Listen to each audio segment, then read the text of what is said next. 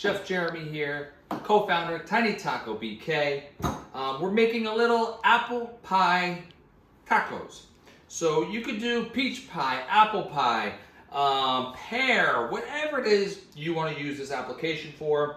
I simply take a little cinnamon sugar. I'll dust some crispy, nice and crispy tacos. Really ready to go. They're almost seasoned like churros in a way. You could use pumpkin pie spice, you could use apple pie spice, whatever you'd like. I just did a little simple cinnamon sugar.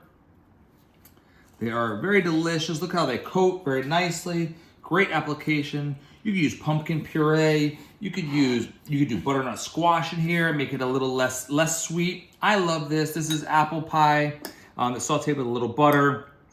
These are Granny Smith apples, butter. There's a little candied ginger in here.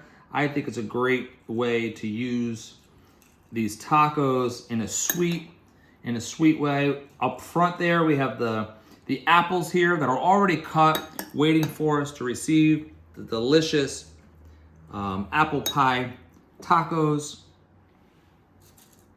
And they're very, very easy to do. Boom, this is a little whipped cream.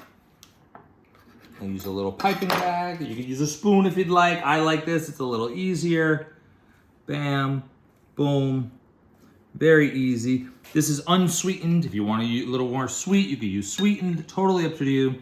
A little candied ginger baton. Really, we've done this many times at Cobblestone Catering here in Brooklyn.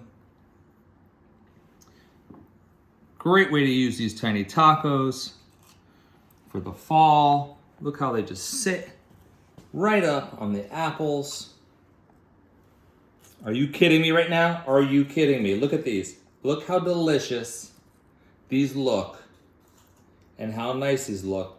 Tell me these will not make happy customers.